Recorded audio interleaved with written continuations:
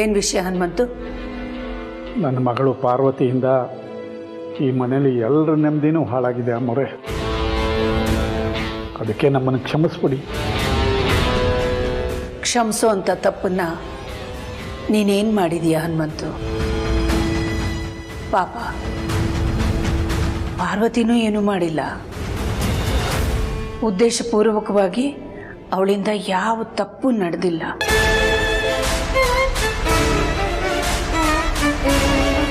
ಮನಸ್ಸು ದುರ್ಬಲವಾದಾಗ, ಅಮೂಲ್ಯವಾದ ಏನನ್ನಾದರೂ ಕಳ್ಕೊಂಡಾಗ ಈ ರೀತಿ ಆಗುತ್ತೆ ಅಲ್ವಾ? ಆದರೆ ನಾನು ಇದನ್ನು ಈಸಿಯಾಗಿ ತಗೊಂಡಷ್ಟೇ ಮನೆಯಲ್ಲಿ ಪ್ರತಿಯೊಬ್ಬರು ತಗೋಬೇಕು ಅಂತ ನಾನು ನಿರೀಕ್ಷೆ ಮಾಡೋಕ್ಕೂ ಆಗಲ್ಲ ಅಲ್ವಾ?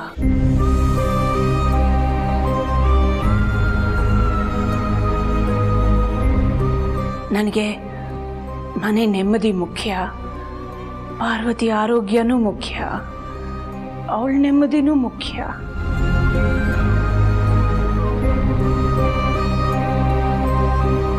ಇದೆರಡರ ಮಧ್ಯದಲ್ಲಿ ಅದು ಹೇಗೆ ಬ್ಯಾಲೆನ್ಸ್ ಮಾಡಬೇಕು ಅಂತಾನೆ ಗೊತ್ತಾಗ್ತಾ ಇಲ್ಲ. ಆದರೆ ನನಗೆ ಗೊತ್ತಿದೆ ಅಮ್ಮೋರೆ.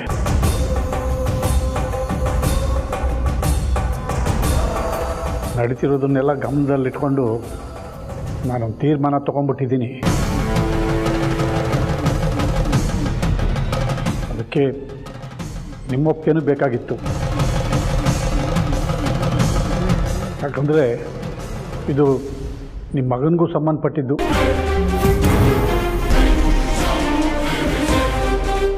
ನಿಮ್ಮ ಗಮನಕ್ಕೆ ತರೋದು ತಡವಾಯಿತು, ಕ್ಷಮಿಸಬೇಕು. ಈಗ ಎಲ್ಲರೂ ಒಳ್ಳೆಯದಕ್ಕೋಸ್ಕರ ನಾನು ನಿರ್ಧಾರ ತಗೊಂಡಿದ್ದೀನಿ. ದಯವಿಟ್ಟು ಒಪ್ಕೋಬೇಕು. ಅದೇನು ಅಂತ ಹೇಳು ಹನುಮಂತು.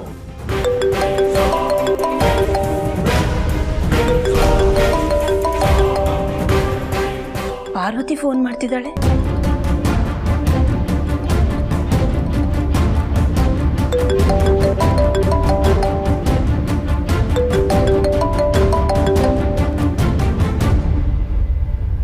ಹಲೋ ಅತ್ಯಮ್ಮ. ಹೇಳಮ್ಮ ಪಾರ್ವತಿ. ನೀವು ನನ್ನನ್ನು ದ್ವೇಷಿಸ್ತಿಲ್ಲ ತಾನೆ? ದ್ವೇಷನ? ನಿನ್ನ? ಖಂಡಿತ ಇಲ್ಲಮ್ಮ.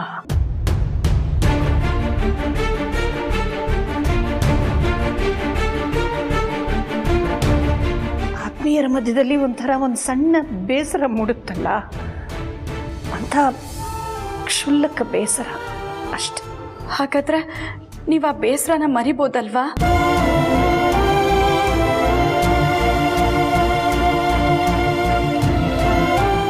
ನನ್ನನ್ನ ಅರಸನ್ ಕೋಟೆಯಿಂದ ದೂರ ಕಳಿಸ್ತಿರೋದನ್ನ ನೀವು ತಡಿಬೋದಲ್ವಾ?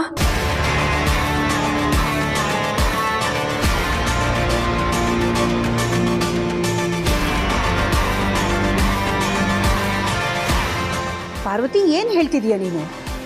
ಯಾರೀಗ ನಿನ್ನನ್ನು ಅರಸನ ಕೋಟೆಯಿಂದ ದೂರ ಕಳಿಸ್ತಿರೋದು?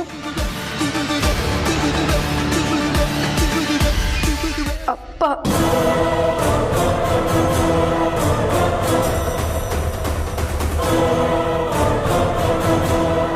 ಅಪ್ಪ ಬೇರೆ ಮನೆ ನೋಡಿದ್ದಾರೆ. ನನಗೂ ಯಜಮಾನ್ರಿಗೂ ಮಾತ್ರ.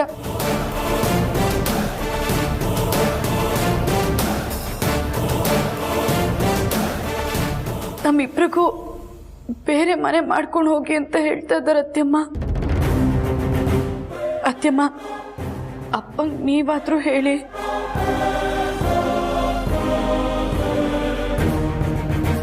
ನನಗೆ ಅರಸನ್ ಕೋಟೆ ಬಿಟ್ಟು ಎಲ್ಲೂ ಹೋಗೋದಕ್ಕೆ ಮನಸ್ಸಿಲ್ಲ.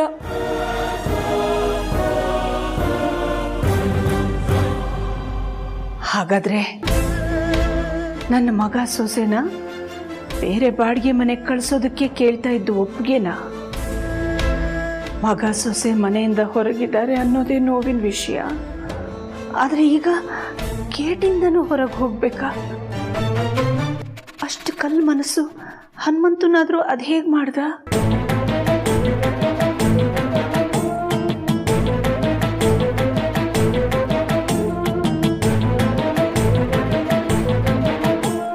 ಹನುಮಂತು ಎಲ್ಲ ಎಲ್ಲರ ಪರವಾಗಿನೂ ಯೋಚನೆ ಮಾಡೇ ನಿರ್ಧಾರ ತಗೊಂಡಿರೋದು.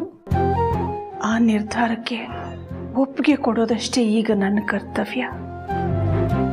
ಅತ್ತೆಮ್ಮ, ನಮ್ಮನ್ನು ಬೇರೆ ಮನೆ ಮಾಡಿ ಕಳಿಸ್ಬೇಡ ಅಂತ ಅಪ್ಪಂಗೆ ಹೇಳ್ತೀರಲ್ವಾ? ಹಾಗೆ ಹೇಳಕ್ಕಾಗಲ್ಲಮ್ಮ.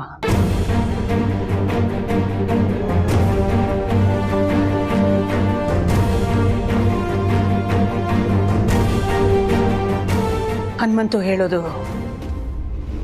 ಸರಿಯಾಗೇ ಇದೆ. ನೀವಿಬ್ರು ಸ್ವಲ್ಪ ದಿನದ ಮಟ್ಟಿಗೆ ಬೇರೆ ಮನೆಗೆ ಹೋಗಿ ಪಾರ್ವತಿ.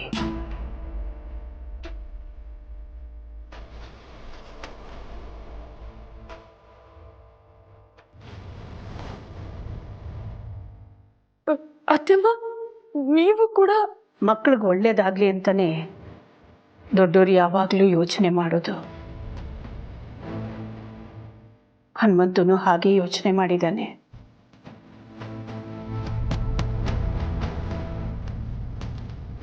ನೀವಿಬ್ರು ಸ್ವಲ್ಪ ದಿನ ಬೇರೆ ಕಡೆ ಹೋಗಿರೋದ್ರಿಂದ ನಿಮಗೂ ಒಳ್ಳೇದಾಗತ್ತೆ, ಎಲ್ರಿಗೂ ಒಳ್ಳೇದಾಗತ್ತೆ.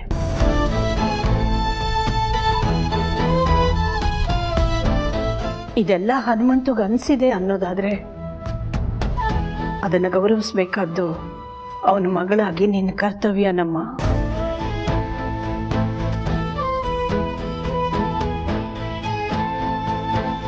ಕೆಲವು ದಿನ ಮಾತ್ರ ತಾನೆ, ನಿನಗೂ ಆದಿಗೂ ಒಂದು ಚೇಂಜ್ ಆದಾಗತ್ತೆ.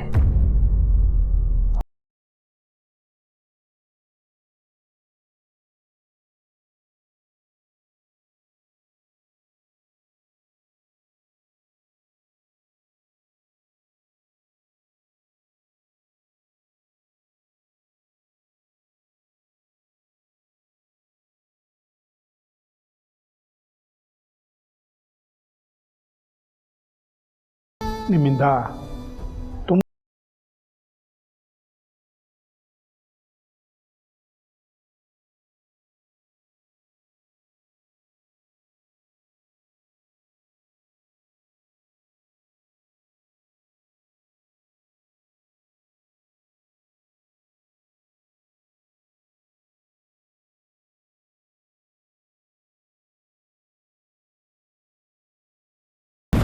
ಇದ್ದಪ್ಪ ಖುಷಿ ಅಂದರೆ.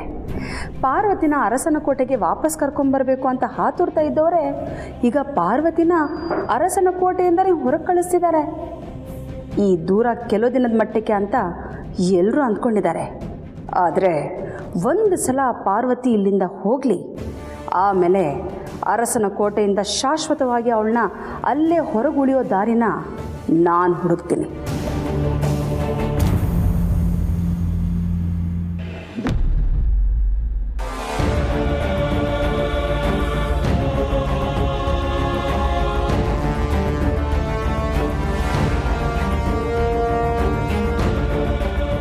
ಹಲೋ, ಹಾಂ ಹೇಳಿ ರಂಗನಾಥ್. ಹೌದಾ, ಸರಿ ಸರಿ. ನಾಳೆ ಬೆಳಗ್ಗೆ ನನ್ನ ಮಿಸ್ಸಸ್ನ ಕರ್ಕೊಂಡೋಗಿ ಒಂದು ಸಲ ನೋಡ್ಕೊಂಬರ್ತೀವಿ. Okay, thanks. ಸಾರ್ಥಿ, ನನ್ನ ಆಟೋ ಸ್ನೇಹಿತರಿಗೆ ಎಲ್ಲಾದರೂ ಬಾಡಿಗೆಗೆ ಮನೆ ಖಾಲಿ ಇದೆಯಾ ಅಂತ ಕೇಳಿದ್ದೆ. ಅದರಲ್ಲೊಬ್ಬರು ಕಾಲ್ ಮಾಡಿದರು. ಅವ್ರ ಓಟಾದಲ್ಲೇ ಒಂದು ಮನೆ ಖಾಲಿ ಆಗೋದಿದೆ ಅಂತೆ. 7,500 ರೂಪಾಯಿ ಬಾಡಿಗೆ ಅಂತೆ.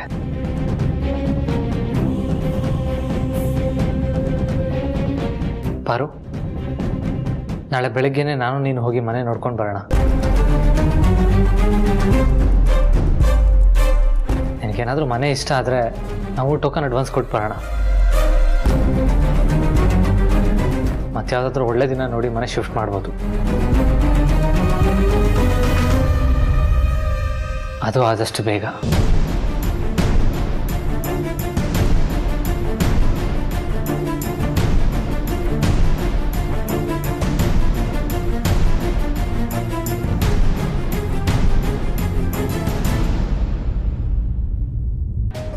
ಅರಸನ ಕೋಟೆ ಅಂಗಳ, ಈ ಮನೆ, ಇದೆಲ್ಲ ನನಗೆ ಅಭ್ಯಾಸ ಆಗೋಗ್ಬಿಟ್ಟಿತ್ತು.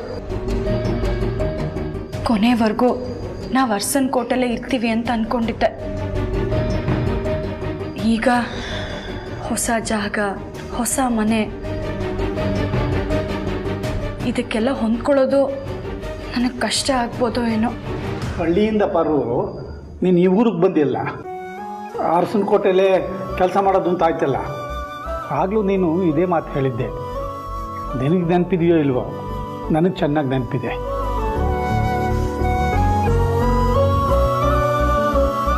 ಪೂರ್ತಿ ಬೆಳೆದಿದ್ದು ಹಳ್ಳಿಲೇ, ಕಡೆವರೆಗೂ ಅದೇ ನಮ್ಮೂರು ಅಂತ ಅಂದ್ಕೊಂಡಿದ್ದೆ.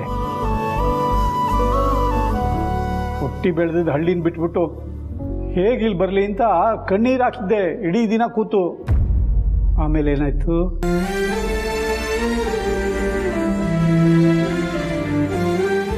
ನಿಧಾನಕ್ಕೆ ಈ ಊರಿಗೆ ಒಗ್ಗೊಂಡೆ, ಅರಸನಕೋಟೆಗೆ ಹೊಂದ್ಕೊಂಡೆ. ನೀನು ತುಂಬ ಒಳ್ಳೆ ಮಗಳು, ಹೊಂದಾಣಿಕೆ ಸ್ವಭಾವ ನಿಂದು.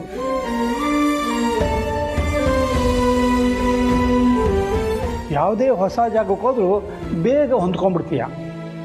ಆ ನಂಬಿಕೆ ನನಗಿದೆ.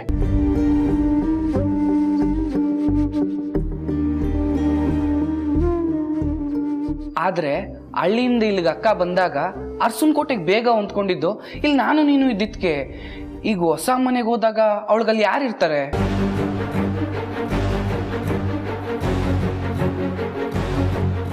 ಭಾವ ಕೆಲ್ಸಕ್ಕೆ ಹೋದ್ಮೇಲೆ ಅಕ್ಕ ಒಬ್ಳೇ ಇರ್ತಾಳೆ ತಾನೆ.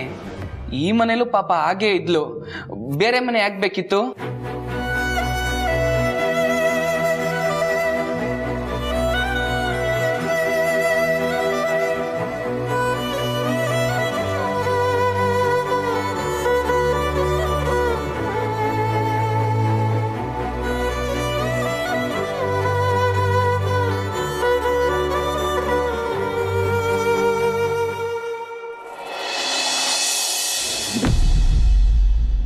ಅಕ್ಕ, ನಾನೀಗ ಹೇಳೋ ಮಾತು ತಪ್ಪಂತ ಅನಿಸಿದ್ರೆ ಬೇಕಾದರೆ ಒಂದೇಟು ಹೊಡೆದ್ಬಿಡಿ. ಆದರೆ ನನಗನ್ಸಿದ್ದನ್ನ ನಾನು ಹೇಳ್ಬಿಡ್ತೀನಿ ಅಕ್ಕ. ಅದೇನು ಹೇಳುದಂಗೆ? ಅಕ್ಕ, ನೀವು ಏನೇ ಮಾಡಿದ್ರು, ಏನೇ ನಿರ್ಧಾರ ತಗೊಂಡ್ರು 10 ಸಲ ಯೋಚನೆ ಮಾಡಿ, ಎಲ್ಲರ ಬಗ್ಗೆನೂ ಯೋಚನೆ ಮಾಡಿ ನಿರ್ಧಾರ ತಗೋತೀರ.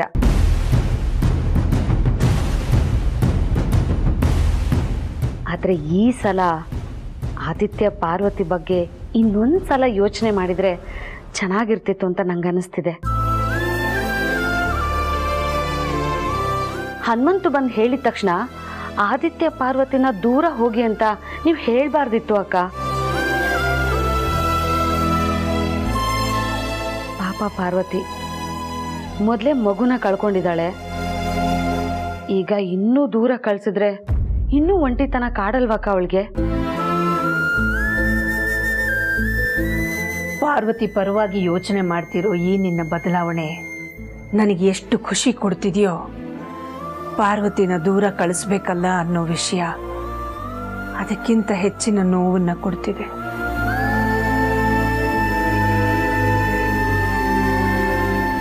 ನಿನಗೆ ನೆನಪಿದೆಯಾ, ಪಾರ್ವತಿ ಕೆಫೆಲಿ ಕೆಲಸ ಮಾಡ್ತಿರೋದನ್ನ ನಾನು ನೋಡಿ ಬಂದ ದಿನ ರಘು ಹೇಳಿದ್ರು,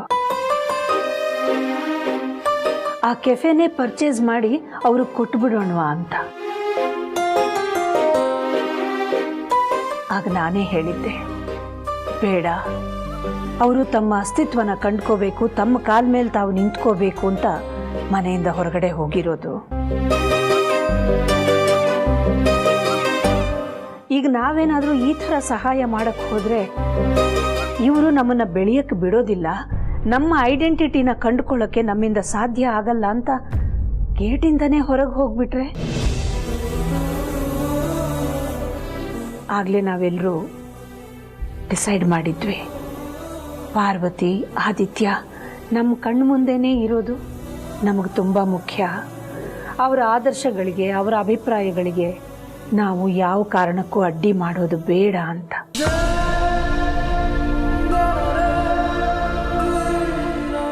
ಅವತ್ತು ಹಾಗೆ ಹೇಳಿದ ನಾನೇ ಇವತ್ತು ಮಗ ಸೊಸೆ ಮನೆಯಿಂದ ಹೊರಗೆ ಹೋಗಲಿ ಅಂತ ಹೇಳ್ತಿದ್ದೀನಿ ಅಂತಂದರೆ ನಾನು ಎಲ್ಲರ ಬಗ್ಗೆ ಯೋಚನೆ ಮಾಡಿನೇ ಹಾಗೆ ಹೇಳ್ತಿದ್ದೀನಿ ಅಂತ ಅರ್ಥ ಅಲ್ವಾ? ಜನನಿ ಆಸ್ಪತ್ರೆಯಲ್ಲಿ ನಾವಿಬ್ಬರು ಮಗುನ ತಾಯಂದ್ರಾಗಿ ಬೆಳೆಸೋಣ ಅಂತ ಹೇಳೋದೇನೋ ಹೇಳಿಬಿಟ್ಲು. ಆದರೆ ಮನೆಗೆ ಬಂದಮೇಲೆ ಪ್ರಾಕ್ಟಿಕಲಿ ಅದಷ್ಟು ಸುಲಭವಾಗಿ ಸಾಧ್ಯ ಆಗಲಿಲ್ಲ. ಜನನಿಗೆ ಮಗು ಮೇಲಿರೋ ಪೊಸೆಸಿವ್ನೆಸ್ಸನ್ನು ನೋಡಿದ್ರೆ ಅವಳು ಮುಂದೆ ಪಾರ್ವತಿನ ಹರ್ಟ್ ಮಾಡೋ ಚಾನ್ಸಸ್ಸೇ ಜಾಸ್ತಿ. ಇದರಲ್ಲಿ ಜನನಿ ತಪ್ಪು ಏನೂ ಇರಲ್ಲ. ಈ ಥರದ ಪರಿಸ್ಥಿತಿನೇ ಅವಳ ಮನಸ್ಥಿತಿಗೆ ಕಾರಣ. ಹಾಗಂತ ಪಾರ್ವತಿಗೆ ಹರ್ಟ್ ಆಗೋದನ್ನ ನೋಡಿಕೊಂಡು ಸುಮ್ಮನೆ ಇರಕ್ಕೂ ಆಗಲ್ಲ. ಪಾಪ ಪಾರ್ವತಿ ತನ್ನ ಮಗುನ ಕಳ್ಕೊಂಡಿದ್ದಾಳೆ, ಆ ನೋವಿನಲ್ಲೇ ಇದ್ದಾಳೆ. ಜನನಿ ಮಗುನ ತನ್ನದೇ ಮಗು ಅನ್ನೋ ರೀತಿನಲ್ಲಿ ಓವರ್ ಪ್ರೊಟೆಕ್ಟಿವ್ ಆಗಿ ನೋಡ್ಕೊಳ್ಳೋಕೆ ಶುರು ಮಾಡಿದ್ದಾಳೆ. ಇದು ಅವಳಿಗೂ ಒಳ್ಳೇದಲ್ಲ.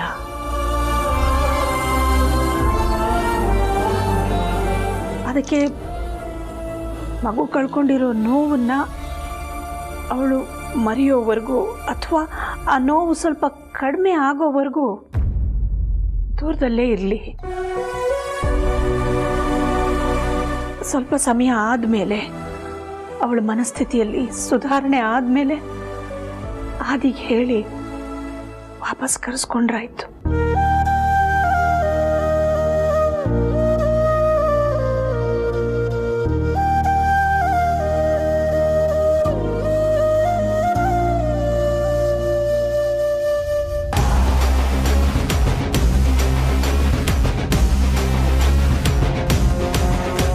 ಈ ನಸ್ಕುನಿ ಬುದ್ಧಿಯವಳು ಏನು ನಡೆಸಿದಾಳೆ?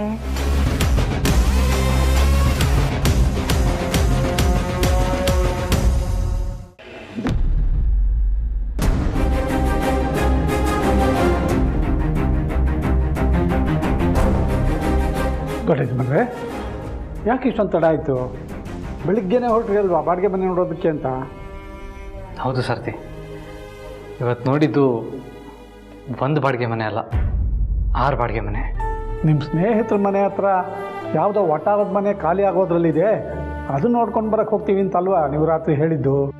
ಹೌದು ಸರ್ತಿ, ಆದರೆ ಆ ಮನೇಲಿ ಗಾಳಿ ಬೆಳಕು ಅಷ್ಟಕ್ಕಷ್ಟೇ.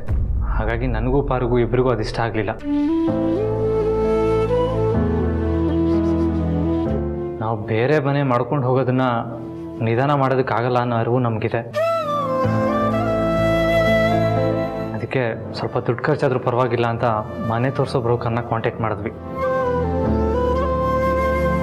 ಅವರೊಂದು 5-6 ಮನೆ ತೋರಿಸಿದ್ರು. ಅದನ್ನು ನೋಡ್ಕೊಂಬರೋತ್ತಿಗೆ ಇಷ್ಟೊತ್ತಾಗೋಯ್ತು. ಯಾವುದಾದ್ರೂ ಮನೆ ಓಕೆ ಆಯಿತಾ?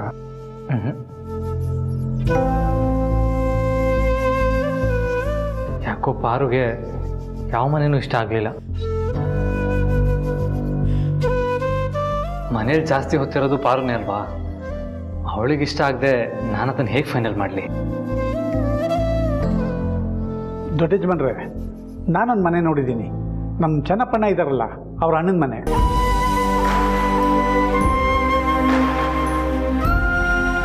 ಅದು ವಟಾರದ ಮನೆಯೇ. ಅದನ್ನು ಹೇಳೋಣ ಅಂತ ನಾನು ಮಧ್ಯಾಹ್ನದಿಂದ ಫೋನ್ ಮಾಡ್ತಾನೇ ಇದ್ದೀನಿ. ನಿಮ್ಮ phone switch off. Parvati phone ನಮ್ಮ ಮನೇಲೇ ಬಿಟ್ಟು ಹೋಗಿದ್ದಾಳೆ. ಹೌದು ಸರ್ತಿ, ಚಾರ್ಜ್ ಖಾಲಿಯಾಗಿ ಸ್ವಿಚ್ ಆಫ್ ಆಗಿತ್ತು. ನಾಳೆ ಬೆಳಿಗ್ಗೆನೆ ನಾನು ಪಾರ್ವತಿ ಹೋಗಿ ಆ ಮನೆ ನೋಡ್ಕೊಂಬರ್ತೀವಿ. ಪಾರುಗೂ ಇಷ್ಟ ಆದರೆ. ನಮ್ಮ ಪಾರುಗೆ ಇಷ್ಟ ಆಗಿರೋ ಮನೆಯೇ ಅದು. ಒಂದು ಸಾರ್ತಿ ಚೆನ್ನಪ್ಪಣ್ಣನ ಜೊತೆ ಹಬ್ಬಕ್ಕೆ ಅವ್ರ ಅಣ್ಣನ ಮನೆಗೆ ಕರ್ಕೊಂಡೋಗಿದ್ದೆ. ಆಗ ಆ ಮನೆ ನೋಡಿಬಿಟ್ಟು ನಮ್ಮ ಪಾರು ತುಂಬ ಚೆನ್ನಾಗಿದೆ ಅಂತ ಹೇಳಿದ್ಲು.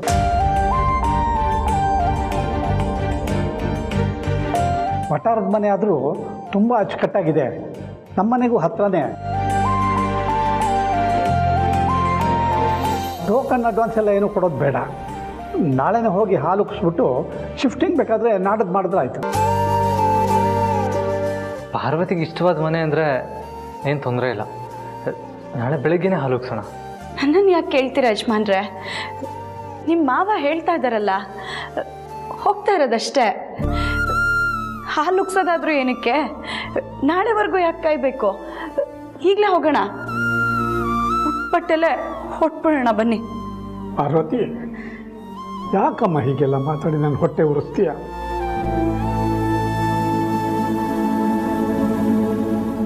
ಮೊದಲೇ ನಿಮ್ಮನ್ನು ಆಚೆ ಕಳಿಸೋ ಅನಿವಾರ್ಯತೆ ಬಂದಿರೋದಕ್ಕೆ ಒದ್ದಾಡ್ತಾ ಇದ್ದೀನಿ. ಅದ್ರ ಮೇಲೆ ನಿನ್ನ ಮಾತಿನ ಬರೀ ಹೇಗೆ ತಡ್ಕೊಳ್ಳಿ?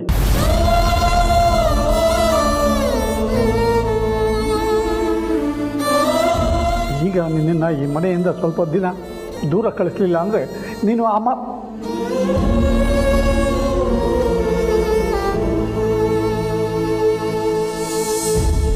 ನನ್ನ ಮಗಳು ಪಾರ್ವತಿಯಿಂದ ಯಾವತ್ತೂ ಯಾರಿಗೂ ಬೇಜಾರಾಗಿಲ್ಲ, ನೋವಾಗಿಲ್ಲ, ಅಭದ್ರತೆ ಕಾಡಿಲ್ಲ. ಇನ್ನು ಯಾವಾಗಲೂ ಹಾಗೇ ಇರಬೇಕು ಮಗಳೇ. ದೊಡ್ಡ ಯಜಮಾನರು ನನ್ನ ಕಷ್ಟನ ಅರ್ಥ ಮಾಡಿಕೊಂಡ್ರು. ಅದೇ ನೀನು ನನ್ನ ಮಗಳಾಗಿ ನನ್ನ ಆತಂಕನ ಅರ್ಥ ಮಾಡ್ಕೊಳ್ದೇ ಇದ್ದರೆ ನಾನು ಎಲ್ಲೂ ಹೋಗಿ ಸಾಯ್ಲಿ ಹೇಳು?